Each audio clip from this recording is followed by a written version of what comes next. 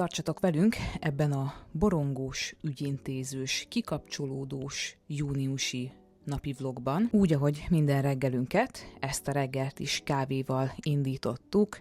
Egyetlen egy reggel sem telhet el kávé nélkül. Összeszedtük magunkat, kávéztunk, tévét néztünk, aztán pedig megreggeliztünk. Úgy döntöttem, hogy a nappaliban lévő 2 polcot szépen átrendezem. Muszáj vagyok nektek megmutatni, hogy milyen cuki lényeket kreáltunk barátnőmmel. Ezek gyurmából vannak, de én nagyon imádom őket. El is kezdtünk készülődni. Szerelmem mindig nagyon figyel rám, be is kent ezzel a fényvédő krémmel. Aztán nekiálltam, megcsináltam a hajam. Itt láthatjátok egy kis outfit check, és nagyon-nagyon imádom ezt a Villám McQueen-es pólómat. Egyébként ez is egy szülinapi ajándékom volt barátnőmtől, aztán el is indultunk, az első útunk a Kopiguruba vezetett. Kinyomtattam, amire szükségem volt, elindultunk tovább, a Dunaplázába vezetett az utunk, szépen megkávéztunk, barátnőm ivott egy jeges brownie lattét, én pedig egy sárkánygyümölcsös macsát. Utána pedig elmentünk a postára, benéztünk a régiójátékba is.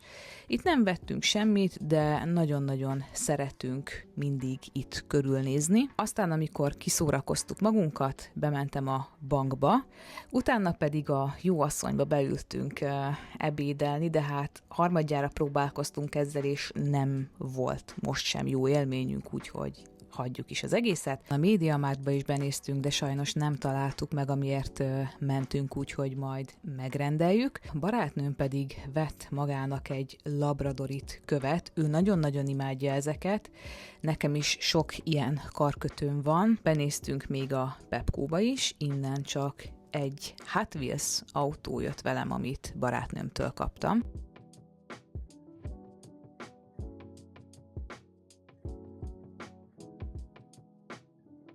Úgy voltunk vele, hogy nagyon szívesen meginnánk még valamit a Freyben. Barátnőm egy koffeinmentes diófrappét választott, én pedig egy mangós limonádét nagyon-nagyon szeretem. Elindultunk hazafelé, egy kicsit még kiültünk, levegőztünk, beszélgettünk, megittuk az italunkat, bementünk a Spárba, barátnőm itt megcsodálta a növényeket, nagyon cuki volt. Bevásárlás után indultunk is haza, elindítottam egy mosást,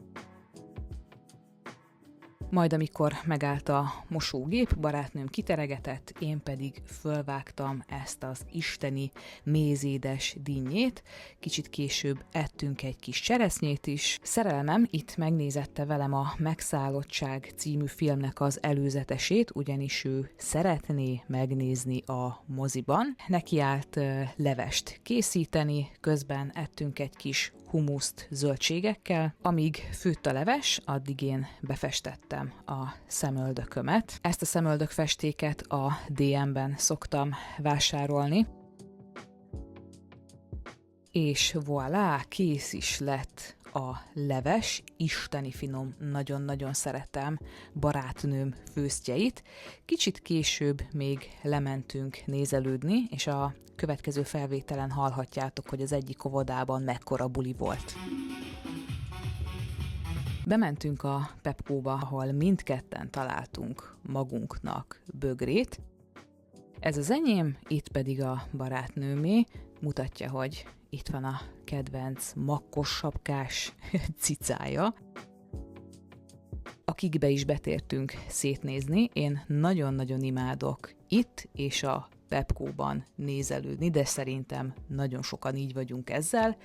Utána még beugrottunk a Spárba, és itt mutatom nektek, hogy egyébként a Pepco-ban szoktuk venni a kukászsákot, oda vagyunk ezekért az illatosított zsákokért, aztán a Kikből kaptam barátnőmtől ezt a csodálatos kis szobrot, aminek a helye a butháim között lett.